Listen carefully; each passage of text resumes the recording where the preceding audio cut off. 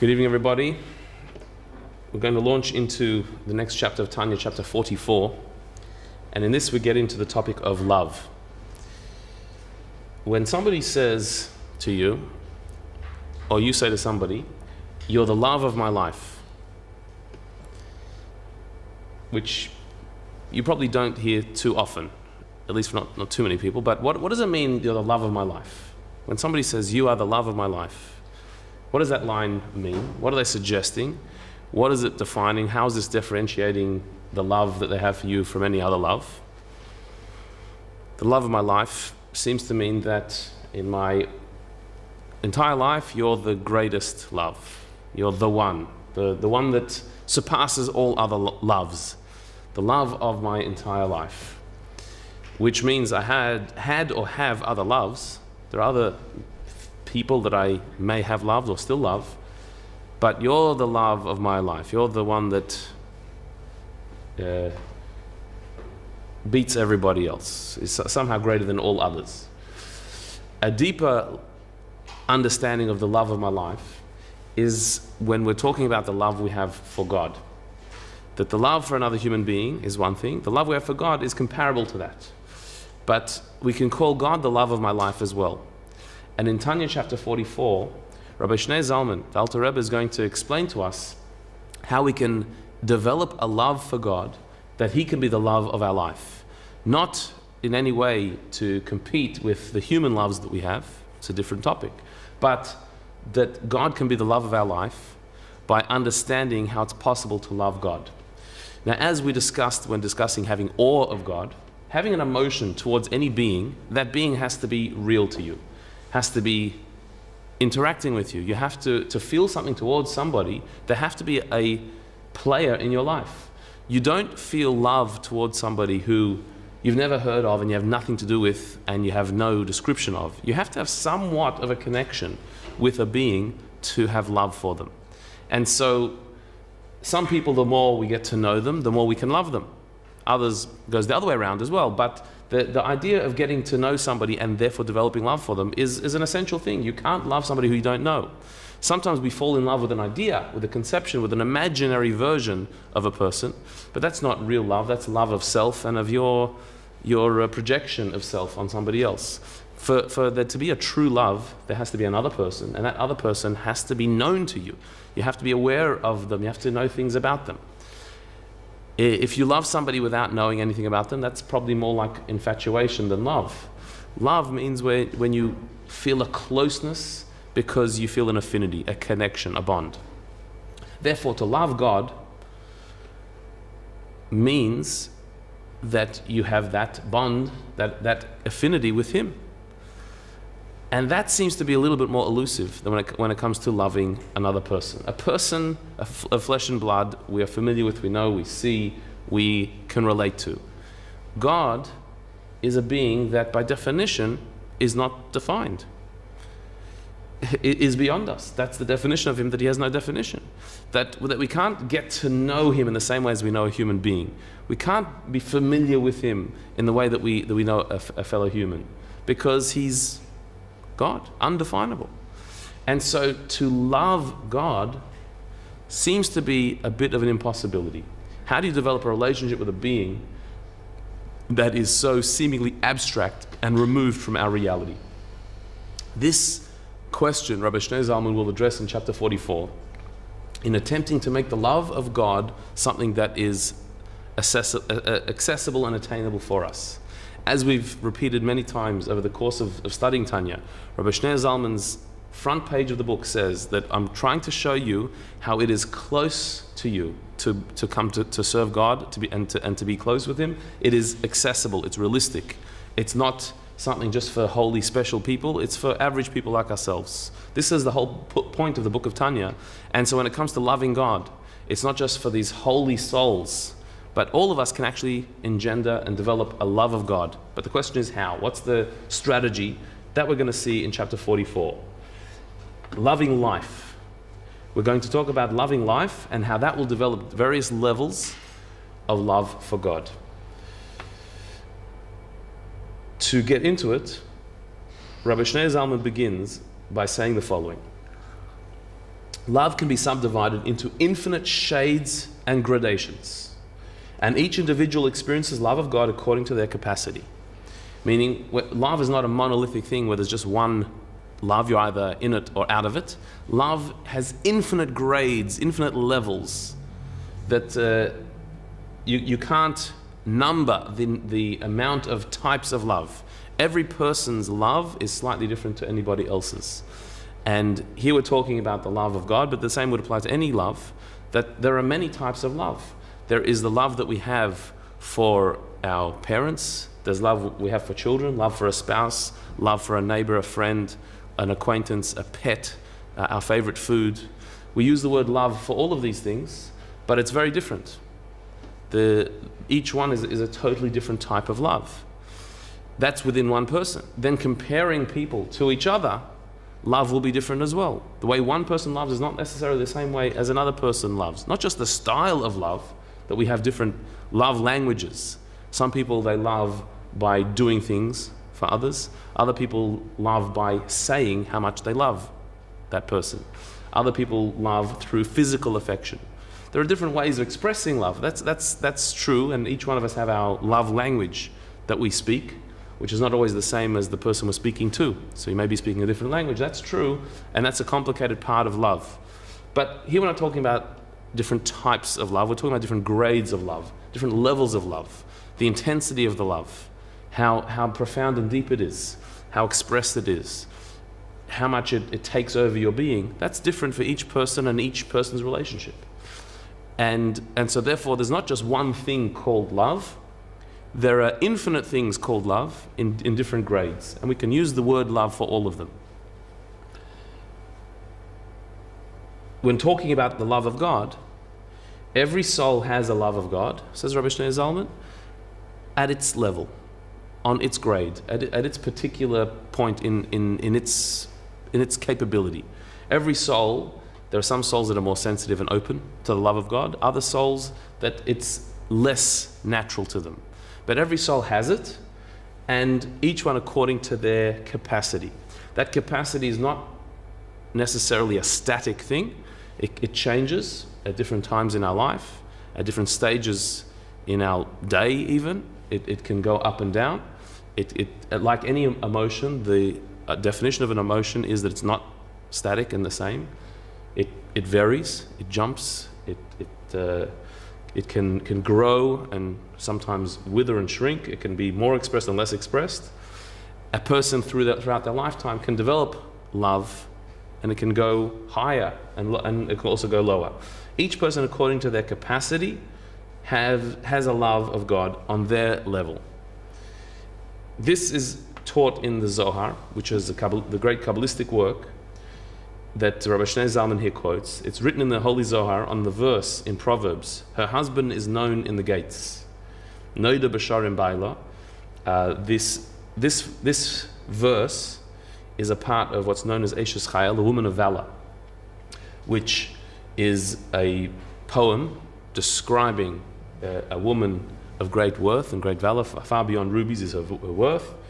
It's said that this chapter, even though it's a chapter of Proverbs, which is a book written by King Solomon, but it's said that this is a tradition, that this chapter was actually composed by Abraham, the first Jew, in honor of his wife Sarah, the mother of the Jewish people.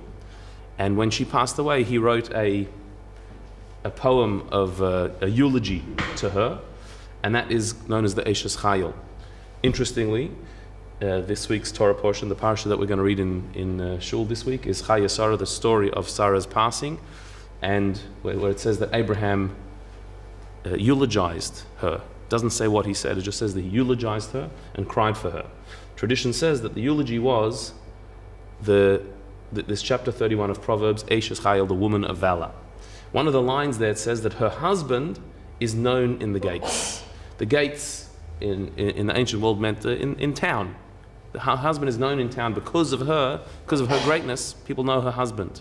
That it's through her greatness that her husband becomes known. That's on its simple level.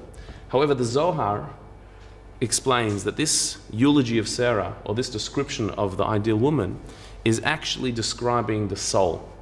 Because the soul and its relationship with God is always compared to the romance between a man and a woman, God being the man and the soul being the woman. And so the Eishes Chai, the woman of valor, is describing the ideal soul, the soul and its relationship with God. And when it says that her husband is known in the gates, the Zohar explains that as meaning this refers to the Holy One, blessed be He, who makes himself known and attaches himself to everyone according to the extent which one measures in one's heart. This is a bit of a play on words. In the Hebrew, the word for gates is sha'arim, and the word for measures is shi'urim. It's utilizing the same letters, just a different vowelization. And so the Zohar says that when it says her husband is known in the gates, the husband throughout this chapter is referring to God. Her is the soul. Her husband is known in the gates means in measures, in different measures. How known is God? God is known by each soul. Each individual soul has a knowledge, an intimacy with God, but each according to their level, their measure, what they're able to. Some souls have a greater measure of divine awareness and therefore feel a closer affinity and a natural tendency towards God. Other souls have it less, but they have it. Every soul has it on some level. And throughout your lifetime, you can develop that. According to your awareness of God, will develop your attachment to Him. So, Noida B'Sharim Baila, that the husband, God, is known in the gates, is translated by the Zohar, is that God is known and is attached to each soul according to its measure, according to what it can handle. And so each one of us is born with a soul that has a certain level of capacity. We're also born with an animal soul that has a certain resistance to the divine soul, to block that openness to God. And throughout our lifetime, our work is to try and access the divine soul and its connection to God and open that up. The more you're connected to that, the more the possibility of love. So therefore, the first principle here that Rabbi Shneur Zalman is laying down is that every soul has a connection to God, and therefore every soul can come to love God as well.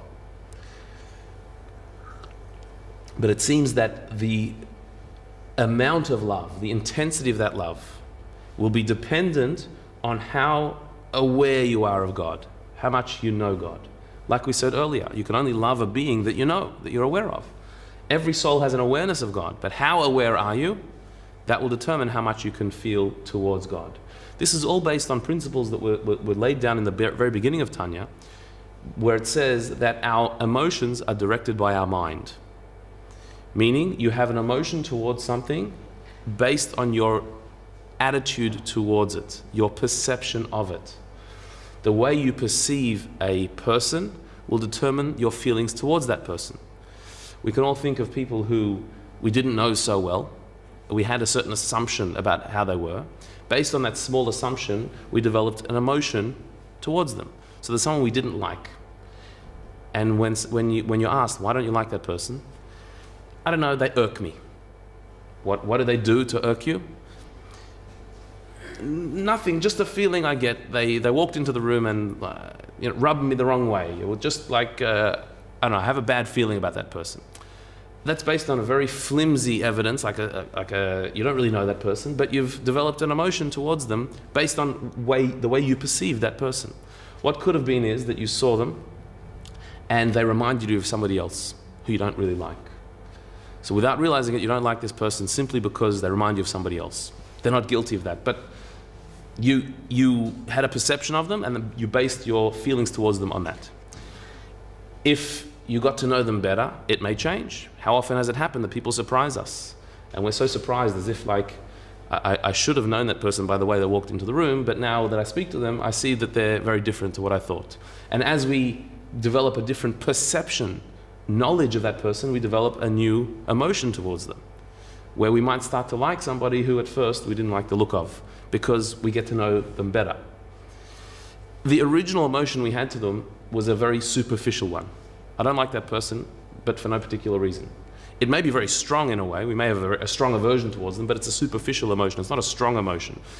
When we are open enough to get to know them better, we can develop a very different emotion. If you're stuck in your first impression of a person, you've decided I know them because I just know people, and as soon as someone walks in, I sniff it and I know everything about them. Then it could be, if you're very strong-minded, nothing they do or say or anyone else says will budge you from your opinion of them. You'll just stay in that opinion, and therefore you'll stay in that emotional reaction towards them. Your feelings towards them will always be the same. But if you have a certain open-mindedness, you could change your perception and therefore change your emotion towards them. Because the mind directs the heart. Our emotions will be based on the way we think. So here as well, when it comes to our perception of God, that's going to determine how much love we can have for Him. The more we're aware of Him, the more our emotion can react to Him.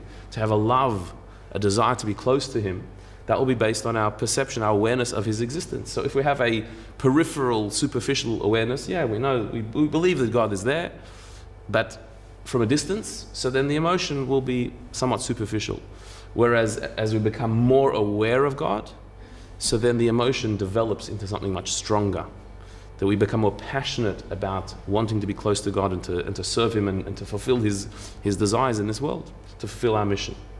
So according to the measure that is in your heart, that's how much love can come down. Your awareness of God will determine how much love you can have. So the question is going to be, how do we develop that awareness in order to increase the ability to love Him? So, says Rabbi Zalman, even though everyone is according to their measure, yet there is one type of love which incorporates something of all the distinctions and gradations of love, and is equally attainable for every Jewish soul as an inheritance from our patriarchs. Simply the fact that we are descended from Abraham and Sarah, and all Jewish souls stem from them. So there is something innate to our soul that allows us to attach ourselves to God, to develop a love for Him. And this is a love that encompasses all those levels that we spoke about before, all these grades. There's a gateway, an opening to those levels of love that is attainable and open to all of us, merely by the fact that we are the children of Abraham and Sarah. That we know that Abraham and Sarah, who, as I mentioned, we read about in the Torah readings this time of year, they didn't live a life that was just about their life. They became so one with their message. They became they internalized the divine message so powerfully that it became their identity, to the point where their children after them inherit this innate yearning, connection, tendency towards godliness. And that is every single person who's born Jewish or who joins the Jewish people through conversion is a child of Abraham and Sarah. And that identity of the soul is a yearning to be close to God, a natural love of God that is attainable for all, accessible for all of us. What is this love that is accessible for all? Rabbi Zalman describes it. And that is what the Zohar again says on the verse, "My soul, I desire you in the night." This is a verse from Isaiah, the book of Isaiah, the prophet Isaiah. He says, "Nafshi ivisicha balayla," 3 Hebrew words. Nafshi, my soul, iviticha, I desire you in the night. Which is a difficult verse to grasp. My soul, I desire you in the night. Going back to grammar, just to grammatically get this verse clear. Grammatically, a sentence is supposed to have a subject and an object. There's the subject of the sentence, the one speaking, and there's the object, the one being spoken about. Or there's a verb, there's somebody doing the verb, and there's somebody being done to. So in this sentence, the verb is desire. The subject, the one doing the desiring, is my soul. Yeah? I. And the I or my soul? Any other opinions? Both? Neither? And who's being loved?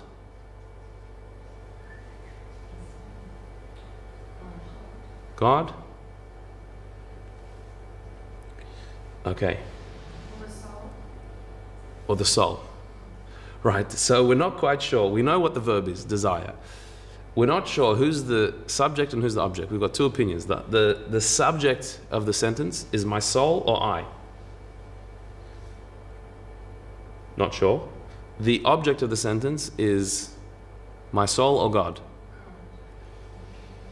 So in the English there's a capital Y there, which hints that it must be God. But, okay, if we would have this sentence without the word my soul, I desire you in the night. Who's the I? Me. You, it's a capital Y, so it's God. That would be quite simple. So then what does it mean? My soul. My soul. If it would be my soul doing the desiring, then it should be my soul desires you in the night. Grammatically, it'd be different. My soul would be a third person, not me. I desire. My soul desires. But it's my soul, I desire you in the night, which is just a bit messy. So, in order to understand who is the subject, who is the object, who's doing the desiring, and what are they desiring here, and why it's at night, we'll talk about later. So the Zohar has a comment on this. The Zohar says that one should love the Holy One, blessed be He, with a love of the soul and the spirit, as these are attached to the body and the body loves them. Now it's clear. Is it? One sec, let's read that again. One should love the Holy One, blessed be He, God. One should love God with a love of the soul and the spirit, as these are attached to the body and the body loves them.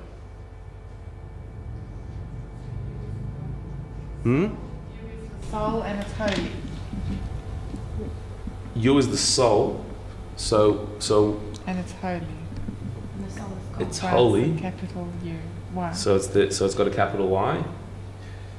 So then what does it mean? My soul, I desire you in the night. So the subject is me, and the object is the soul. What does it mean I desire my soul? You love your soul because it's holy, because it's all it says there. Love of the soul and the spirit, as these are attached to the body and the body loves them. So the body loves the soul and the spirit. Yeah. So one sec, the Zohar is also getting confusing. One should love the Holy One, blessed be He, which is God. One should love God with a love of the soul and the spirit.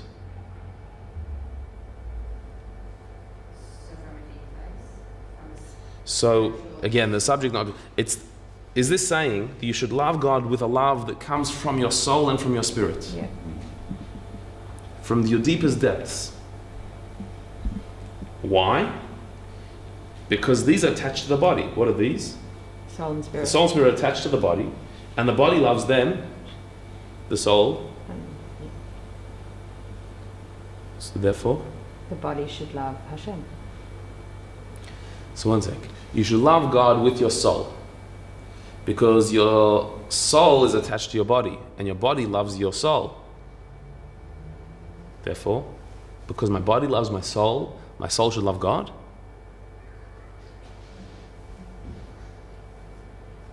My soul, God. The soul is God. Okay. So then who's doing the loving? No, so because my body loves my soul, I, which is a combination of both, should love God, because the body and the soul are what makes me. So if my body loves my soul, then I, as the two of them, love God, because the soul is attached to God. Okay, but here it's saying that the soul is attached to the body. Yeah, it's attached to both. And so who's doing the loving? The body. And the body's doing the loving. Aren't you saying here that the body is the mechanism to achieve outcomes, and this one is to let the soul love Hashem and so the body is doing the hard work, but it's actually the love is coming from a much deeper place than the body itself, and that they are intertwined, but it's saying don't love Hashem intellectually, but in a much, much deeper way through the soul. Right. Well, that would make a lot of sense, and it would make more sense to just leave the body out of this discussion entirely. If it just said one should love the Holy One, blessed be He, with a love of the soul and the spirit, full stop, leave it there. That my soul, I desire you in the night, means that from the depths of my soul, I desire you, God. Then the Zohar is saying that you should love God from the depth of your soul. Not an external love, but a very deep love. That would make a lot of sense. But the Zohar is throwing in the body and the attachment of the soul to the body as if that's helpful somehow to our love of God. Usually we would say that the fact that the soul loves the body or is attached to the body is an impediment to the love of God. The whole reason why God is so abstract to us is because we're stuck in our body. Our soul is very in tune with God, sees God. It's our body that clouds that blocks that, because through our body we just see the physical world. And so the attachment of the soul and the body is a problem in our love of God, not a help. And here it seems to be saying you should love God, the love of the soul and the spirit, because these are attached to the body and the body loves them. And what does that mean, that the body loves them? Since when does the body love the soul? Aren't they at loggerheads? Aren't they opposites? Aren't they fighting each other, the body and the soul?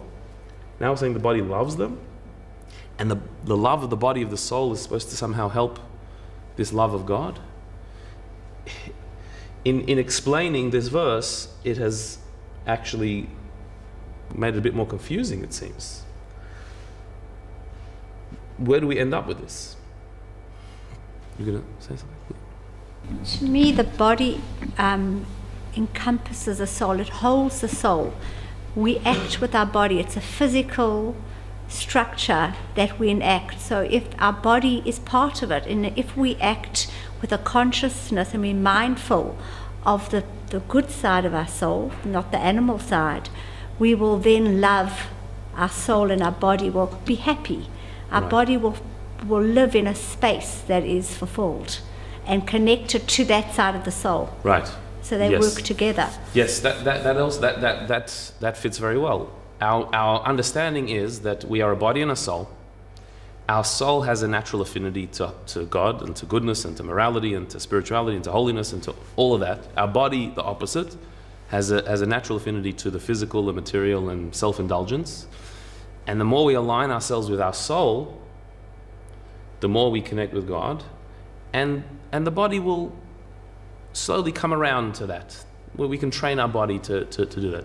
That's for sure true. It just doesn't seem that this is saying that. It's very hard to find that in these words. It seems to be saying that to reach love of God, you actually have to learn from the body. It's almost like the body's love of the soul is what will help us love God.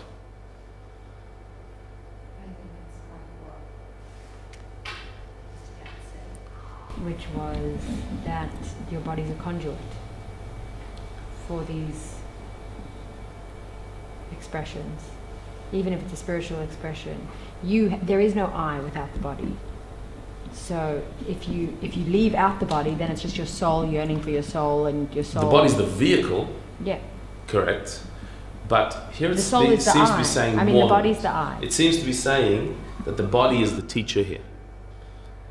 The body loves the soul, and so for the soul to love God, you have to appreciate or connect to the body's love for the soul. Yeah, but why It is seems that to be so not- confusing? Because that, how does that work? That we're learning from the body? It's not just we're utilizing the body. It's not that the body is the vehicle. The body's what we know. We So don't how, know. but how does the body help us love God? That's the question.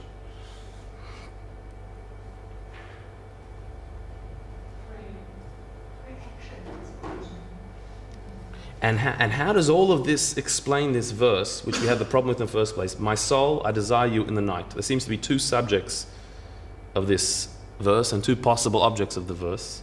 How has the Zohar explained it? So luckily, if we're confused about it, that's a good sign, because Rabbi Zalman actually paraphrases this entire Zohar to try and explain what it's saying, which means that it is elusive. The meaning here is elusive. If we didn't get it, that's actually good. That means, sometimes when you understand something, it's a bad sign, because there's so much more there, and if you understood it like at first glance, then you must have missed it. If this makes sense, we know things, but to put it into these words, to fit it into these words, Rabbi Zalman will help us. As if to say, he's paraphrasing now, this is what we should say. Since you, O God, are my true soul and life, therefore I long and yearn for you like I crave life itself. When weak and exhausted, I long for my soul to be refreshed. When I go to sleep, I yearn for my soul to be restored when I wake up. So do I long and yearn to draw the light of the blessed Ein Sof, the infinite one, the life of true life, within me through studying Torah when I awaken through the night from my sleep. For the Torah and the Holy One, blessed be He, are one and the same. Okay. Rabbi Zalman here is saying that what this verse and the Zohar's explanation of it is trying to say is that God and my soul are synonymous, meaning just like my soul is my life force, God is the life force of my soul. My ultimate life force is God.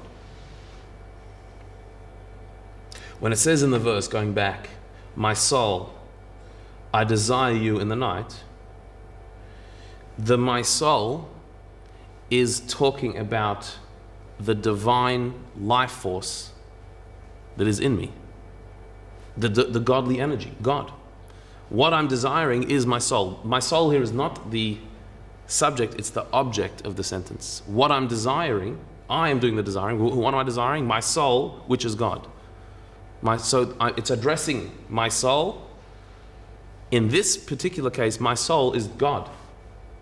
My soul, I desire you in the night. What's the night? So Rabbi Zalman says it's using the metaphor that just like at night, we're exhausted at night, which is why it's hard to come to a lecture at night. We're finished, we're exhausted, we're struggling to keep our eyes open because we've had a full day doing all the things that we do, and we're tired. That tiredness, I'm so tired, the reason why that affects us is because we yearn to have our life force back. We want to be alive, and so it's difficult for us to be tired. We want our energy back, and so we yearn for rest, for refreshment, to be able to be uplifted again, because we want to be alive. We have an innate natural desire to be alive, and so the tiredness affects that, so we want to rest. When we go to bed at night, we want to be able to get up in the morning. That's the idea. We don't want to go to bed and just stay there forever. We don't want to go to sleep forever, God forbid. We want to be up again, refreshed, revived, rejuvenated. We want our life. We want to be alive. We have a natural desire of living, of being alive. And so, just like I desire my soul at night, just like when I give my soul over to God by resting, I want it to come back to me in the morning. Just like when I'm exhausted, I want to get my life back again, my liveliness, my energy back again. That desire for life is natural and innate to me. Being that God is the source of that life, my desire for God is synonymous with my desire for life. My wanting to be alive is my wanting to be close to God. It's actually the same thing. And so, rereading the Zohar, one should love the Holy One, blessed be He, with a love of the soul and of the spirit. What that means is you should love God just like you love your soul and spirit, because these are attached to your body and your body loves them. So that love is a very accessible love. It's a familiar love. It's a love that we all have. And so just like you love being alive and you seek liveliness, you want to be awake, you want to be enthused, you want to be energized, you want your soul. The source of that soul is not the soul itself, but is God. The liveliness of the soul is a divine energy. God is life. So nafshi, my soul, I desire you. My soul is God, my life force. I desire you in the night when I'm exhausted, when I'm drained. I desire that life. I want that life to come back. That's how Rabbi Shneur Zalman rephrases it. That you, God, are my true soul. You are life. So just like when I'm exhausted, I want to be alive again. So I long and yearn to draw the light of God into me, because He's the life of true life, the life force behind life. And the way I do that is through studying Torah, through my spiritual pursuits. That's how I draw down the divine life into myself, the divine enthusiasm.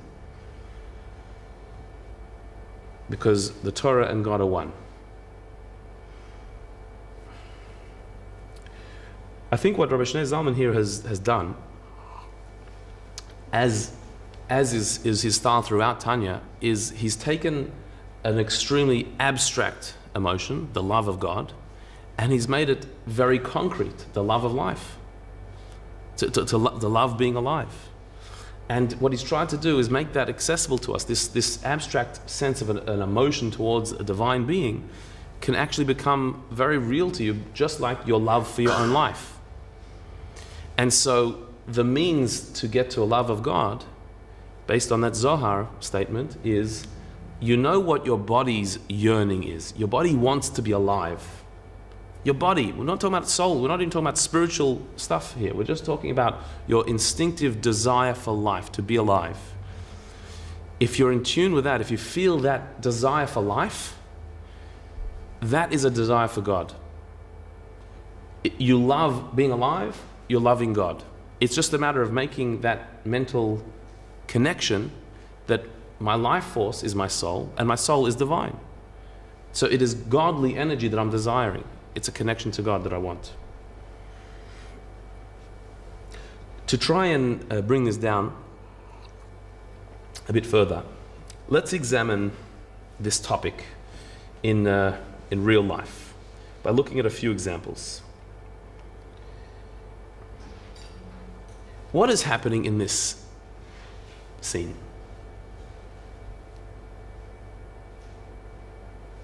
What's going on here?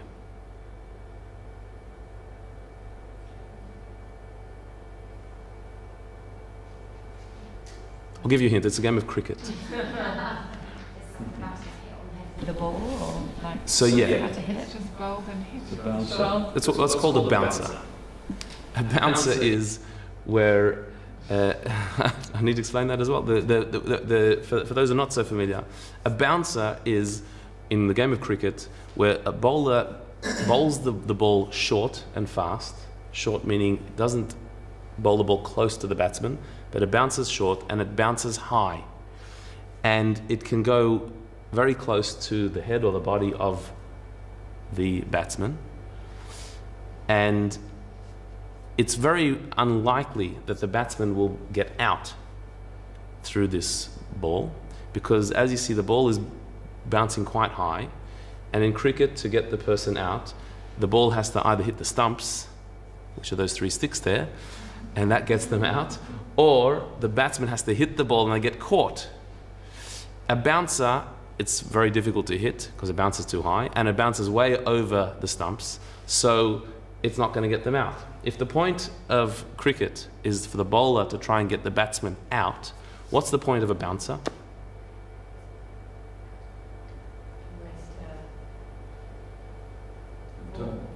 It could be to waste the ball because they're not going to score any runs. The batsman's not going to score anything in that. Yeah, could be. To intimidate. How? How so? What's it going to do? No one wants to be hit on the head by one of those balls. As you see this batsman, that's not his normal posture. This is him avoiding the ball that's flying towards his head or towards his body. And this is happening in a split second. He doesn't have much time to get out of the way. It is totally legal, yeah. It is very legal. And in theory, the bowler could do that every ball. There was the bodyline story. There was a time when the English couldn't beat Australia in cricket, so they specifically, nothing personal to any English people, but they specifically bowled towards the body to try and just stop them from scoring and intimidate the batsman. And technically it is legal. Could do it every single time. So nobody wants to get hit by the ball. That's the principle. And so he's ducking out of the way in order not to get hit. Why? Why is he ducking? If he doesn't, he's going to get hit and it's going to hurt. So in that split second where the ball was heading towards his body, he's ducking to get out of the way. And that is a reflex that any one of us have. You don't need to be a trained batsman and an expert in cricket to know what to do when that ball is heading towards your body.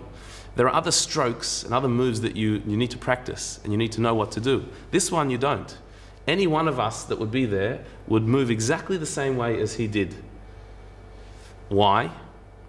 Because we want to be alive. Like, we want to survive this game. Being hit is dangerous. It can hurt, it can even be fatal. And so there's a natural instinctive move to get out of the way of a flying object. Not just in cricket, but anywhere else. That to duck is a natural thing.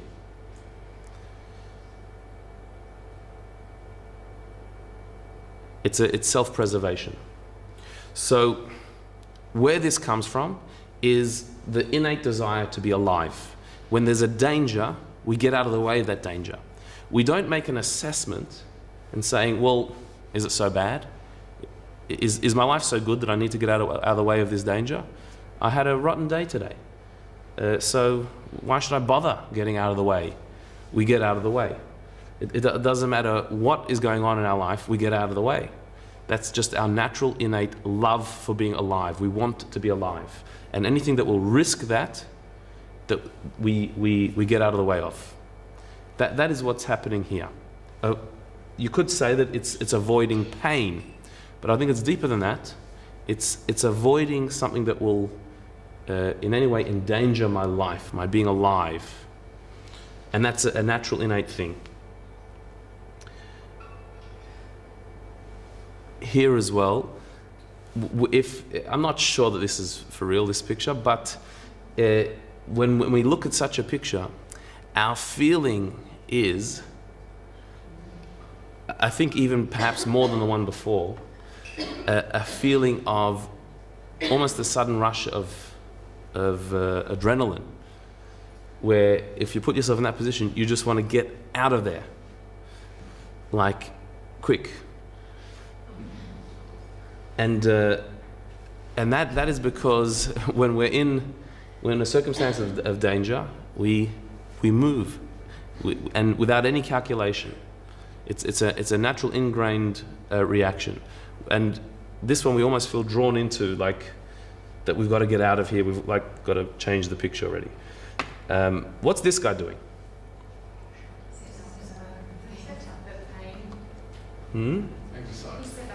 Exercise, sit-ups. Why do people do sit-ups? Get fit, to get strong. And so he's enjoying it? He is enjoying it or he's not enjoying it? He's in pain.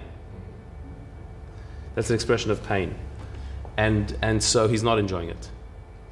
I would say no. Maybe, I don't know. Some people like that fit pain, and it's doing you good. They say, like, sweat is fat crying, and pain is getting stronger. So maybe he's loving it. I don't know. Yeah. So maybe he's loving it. So, well, who's making him do this? His wife. So it could be the part of the exercise that he has to do in the army. That's on his T-shirt, I don't know if in the army they have t-shirts saying army, maybe they do. But ultimately he's choosing to do this. This is most likely something that he's doing by choice. There are people, you can see people doing this all the time. You can see people running and lifting themselves up on various apparatus and poles and lifting weights and making similar faces to this. Faces of pain, sometimes excruciating pain. And if you ask them, can I save you from this? Like, can I pull you out of it? Do you want me to get somebody, catch someone? Is someone chasing you? The answer is no one's chasing me. I'm doing this by choice. I want to do this.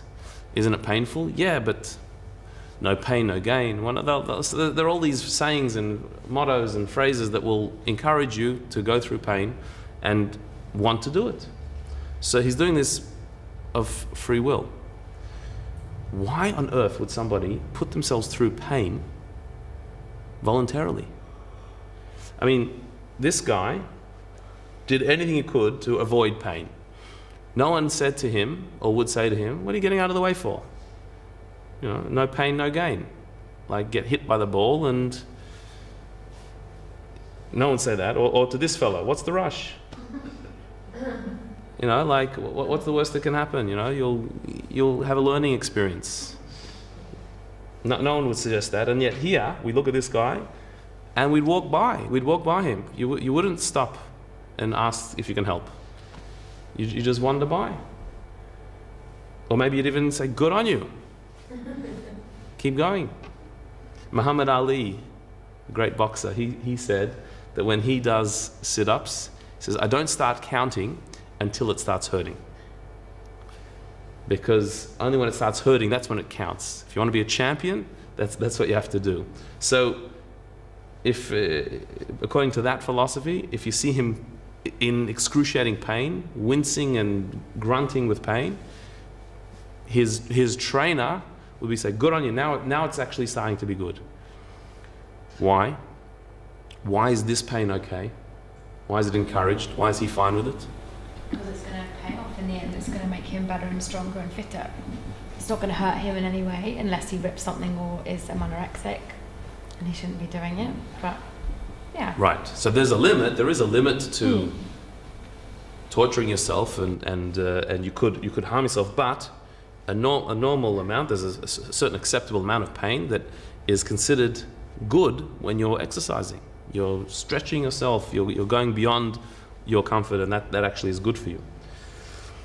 And so what comes out is a bizarre conclusion, that the reason why this guy is tolerating the pain is the same reason as this guy is ducking from the ball, and this guy is avoiding this shark. It's actually the same reason.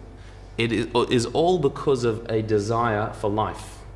We want to be alive, and so something that threatens our life we avoid, something that expands our life, improves our life, we embrace.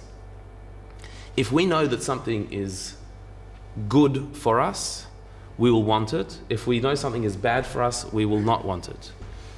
It's not whether something is pleasurable or painful, actually. It's whether something is good for my life or bad for my life.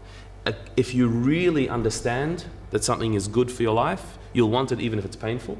If you truly get it that something is bad for your life, you will not want it even if it's pleasurable. Anything we do that's pleasurable but bad for us, it's because we don't really get that it's bad for us. We're not fully convinced. Yeah, smoking, drugs, overeating, not exercise, anything we do, it's because we don't really believe it's bad for us. Or we measure it and we say, well, there's this good that I get from it, and there's maybe this risk element, and either we reject the risk, pretend it's not there, or we say that the good it's giving me, it outweighs that bad. It gives me more life than this. That may be a very corrupt way of thinking. We may be distorted in our judgment, but the judgment always is that this is good for me. It's not really bad. I'm not really convinced of the bad. When will the person stop doing something that is bad for them? Not when they learn new information about it, but when it hits home, when it actually becomes real and they realize that it's bad. And when will somebody be willing to do the good thing even though it's painful? When they really get that it's good for them. Depending on you, but you've got to really get it. So in this case, it doesn't take too much explanation or convincing to say that this is a bad situation for your life. The experience is not worth it. Get out of there. Get out of the way. In this one as well, just get out of the way. That's what's good for you. In this case, some of us wouldn't do this. Some of us, when it starts hurting, we'd say, I'm out of here. I don't want to do this. Why? Because our level of appreciation of the benefit of going through pain in exercise may not be up to it. If we don't really appreciate that this pain is good for us, then we're going to say, what do I need this for? And we would throw in the towel. Whereas if we appreciate how good it is, this is good for me, then that pain actually turns into a almost pleasurable thing. Not quite pleasurable, but there's a pleasure in it because you know it's good for your life. So this pain that is being embraced and the pain that's being avoided, it's all out of love for being alive, because I want to be alive. And what makes me more alive, I want it, whether it's pleasurable or painful.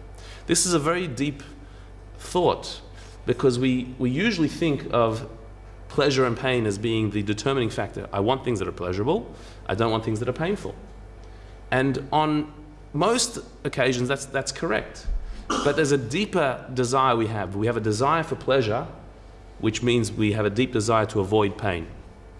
That is a very profound part of the motivation of our life. But there's something even deeper, and that is we desire to be alive.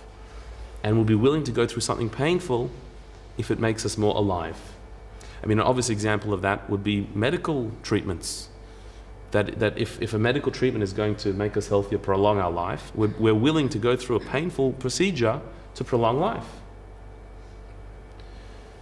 We're willing to do that. And we're willing to forego pleasures when we realize that they're a danger to our life. Pleasures of things that we eat or things that we smoke or whatever it may be. When we really feel that this is not good for my life. So it's actually coming from the same source.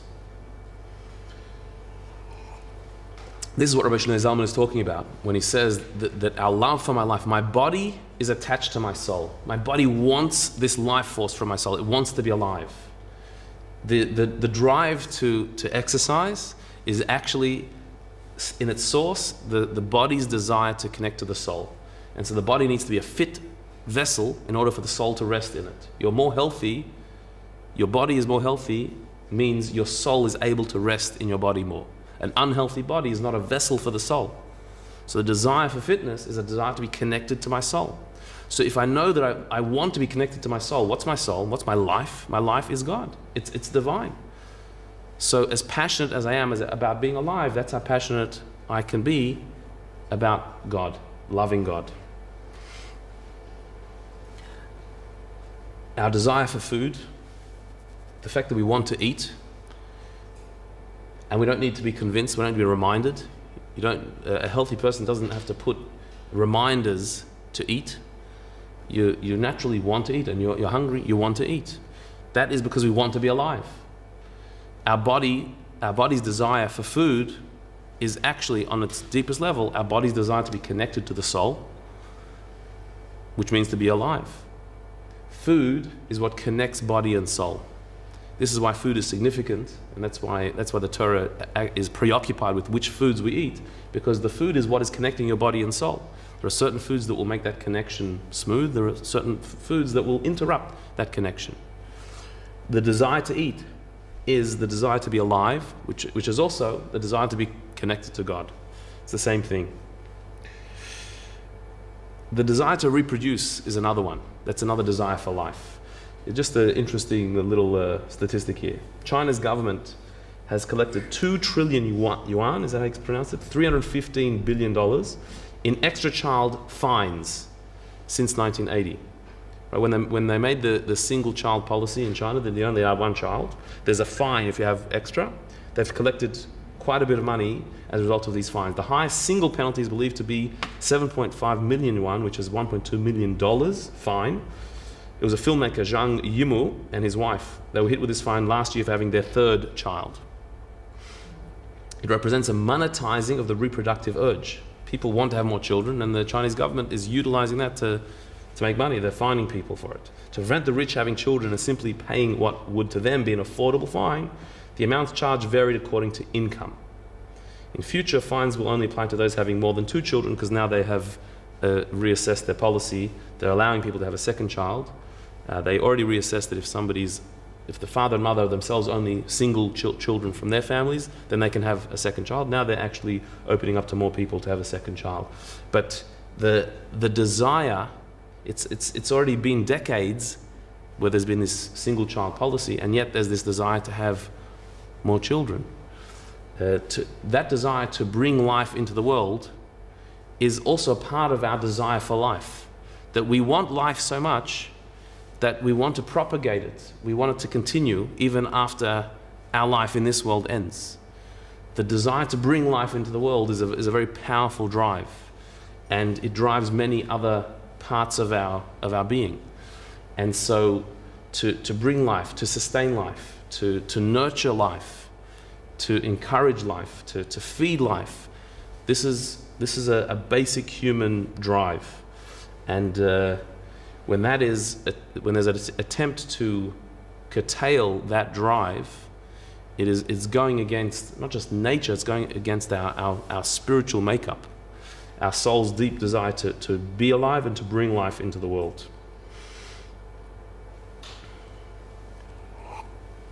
Just interestingly, there was a study, I love these studies, there was a study done recently that looked at death records for millions of people in America, this is, using Social Security Death Index records. This database contains more than 70 million records of people who died in the US in the past 65 years. The study was that they wanted to determine whether people died more often before a major holiday, like Thanksgiving or New Year's Day, or an event, like the person's birthday, compared to after the holiday or event. This is what they're looking at. So looking at 70 million records of people dying in the last 65 years in the US, looking at the dates that they passed away, and seeing, do people die more just after the New Year or Thanksgiving, or just after their birthday, or before their birthday, or on their birthday? Is there any correlation in the dates people die and in the dates on the calendar? Why would they be doing this? What are they trying to discover? They want to see, in effect, the researchers were asking whether people could will themselves to live a few more days, weeks or months, to reach one of these milestones. Can the mind overcome the body's physical limitations? In other words, if there's a pattern of a lot of people dying after New Year's, so then what does that indicate? Maybe there's a lot of drinking and what are other things happening over New Year's that cause deaths. Or maybe it's that people are holding on. Like, they could have died a bit before that, but they held on to be there. If people are dying just after their birthday, were they holding on for that? Or, there was an analysis to see if there was any pattern in these things. Could the mind overcome the body's physical limitations? The body is ready to die, but the mind says, I just want to hold on for something. Now, anecdotally, I think probably all of us have stories of seeing people who have held on for things, and who sometimes they can't. Their body just doesn't let them, and sometimes they do. What do the results here say? For all these important ceremonial events, people were more likely to die just after, rather than just before the events. In addition, people were particularly unlikely to die on these exact dates. So ceremonial events, New Year's, Thanksgiving, religious festivals, people were more likely to die after, less likely to die before, and also particularly unlikely to die on these events. This is what they found.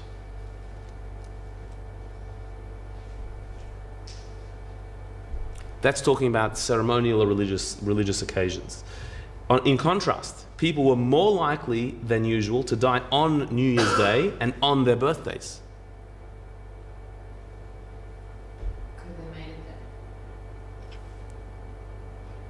What do you mean? Yeah? Hmm.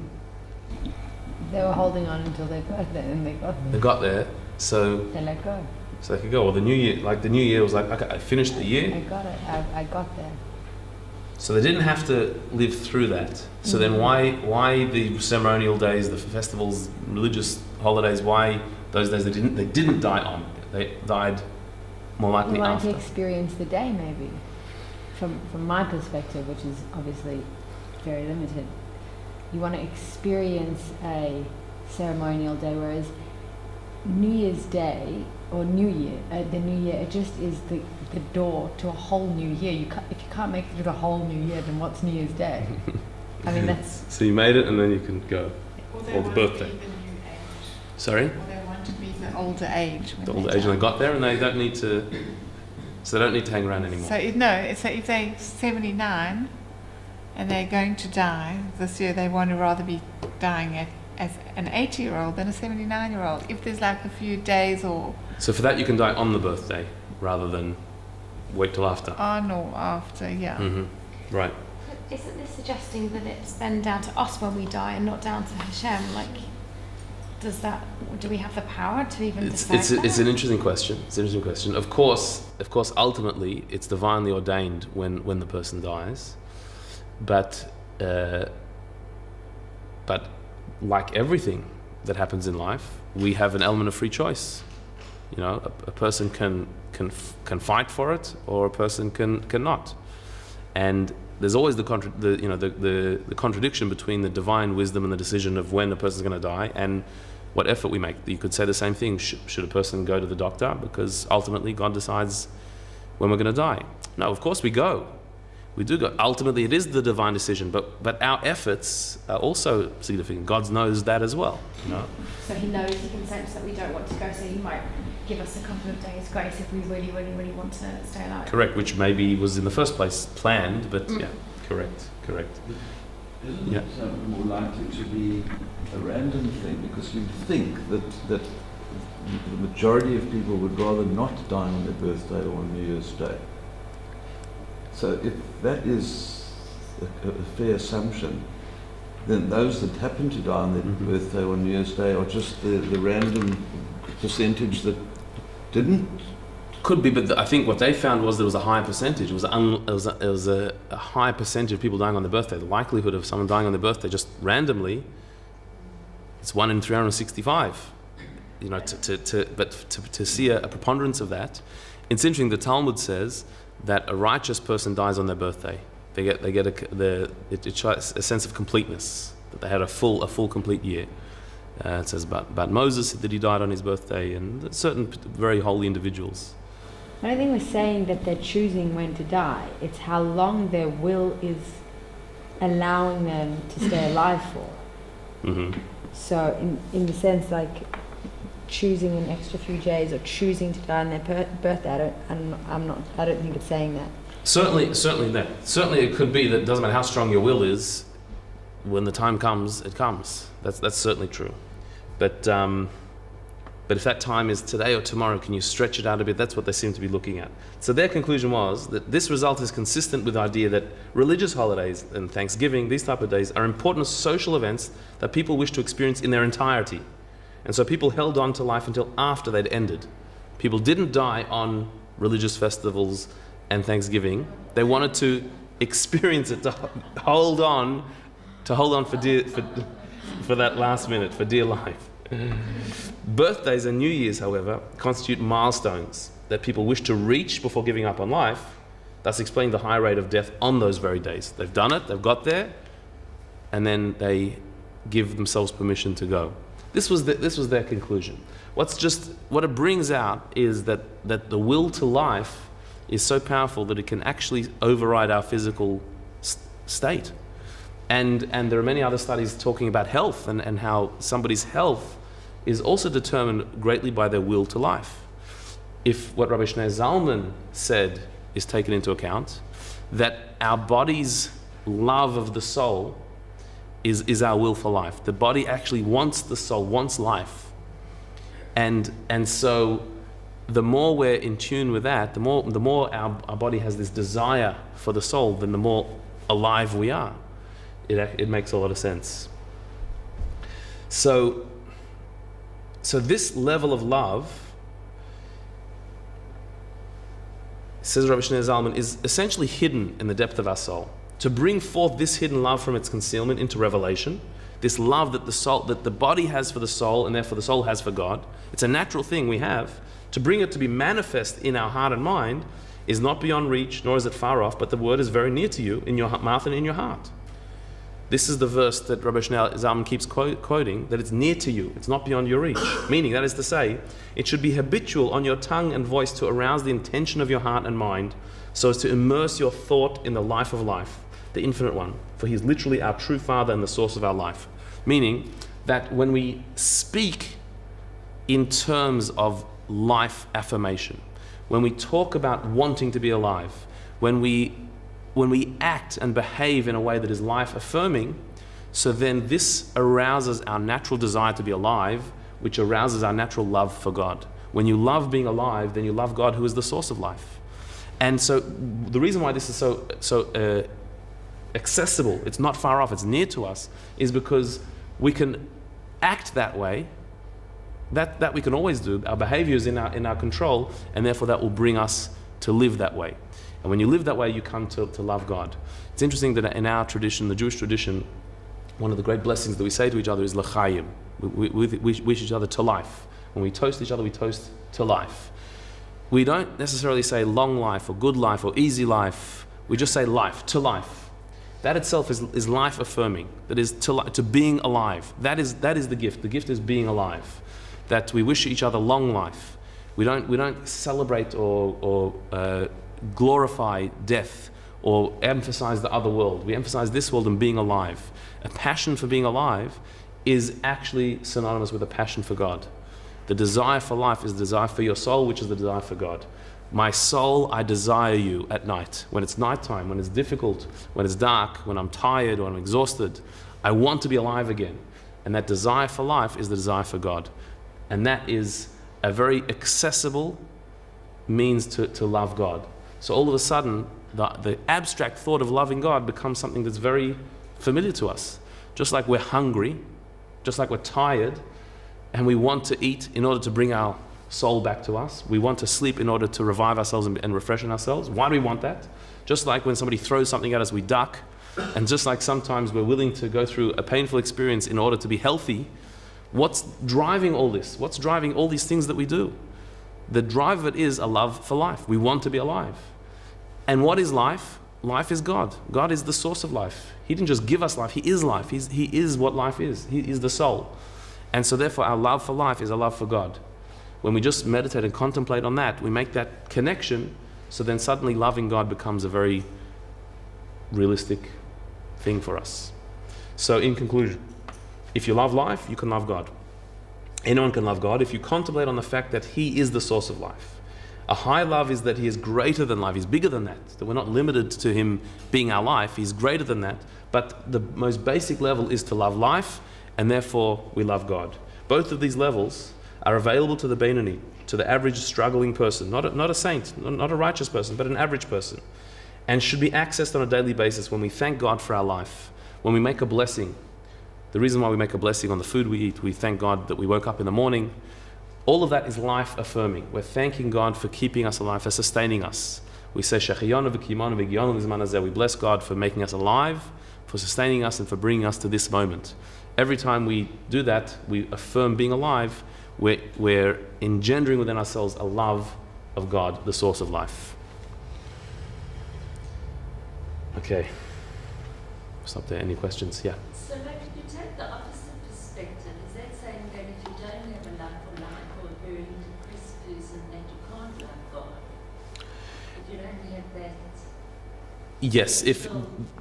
If you don't have a love for life, then it makes love for God very difficult, because God is life.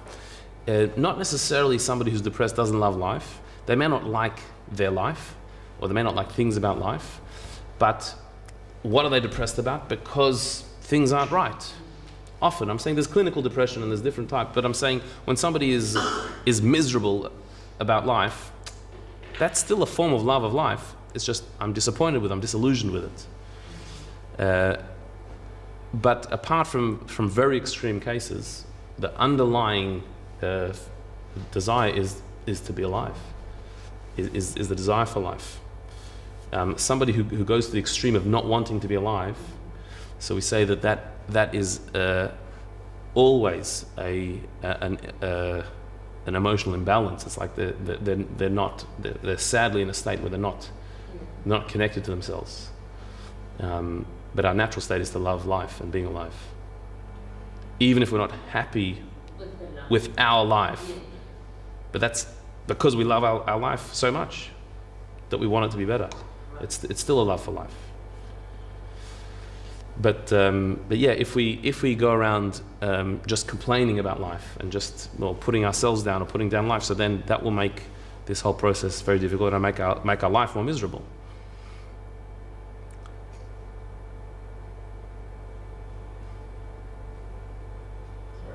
Yeah, sure. What if you, like based on what you said, like what if you sort of end your life, like commit suicide or try and self-harm, something like that? Like right. So look, somebody's gone to that extreme. We can only have sympathy for such a person. There must be very serious things that are bringing someone to that extent. But even then, it's out of a love of life, just like the person exercising is putting themselves through excruciating pain because they think there's something better. So too, somebody who ends their life, it's somehow in their calculation to make things easier. It's too hard. They feel their existence is so hard, they're trying to make it easier for them or better for themselves.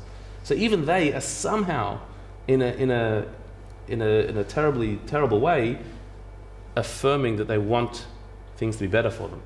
If they would just hate themselves, really, so let me suffer. If it's also there is a love for life there as well in a sadly misunderstood way.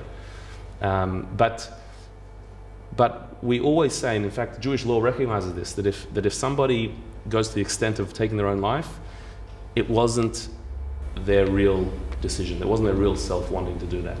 It was forces beyond their control that took them to such an extreme, and so we have to, as life-affirming beings, we have to share that also. And if we recognize somebody else who is suffering in that way, not feeling that way, so then we do have to try and give support, immediate support, and take it seriously.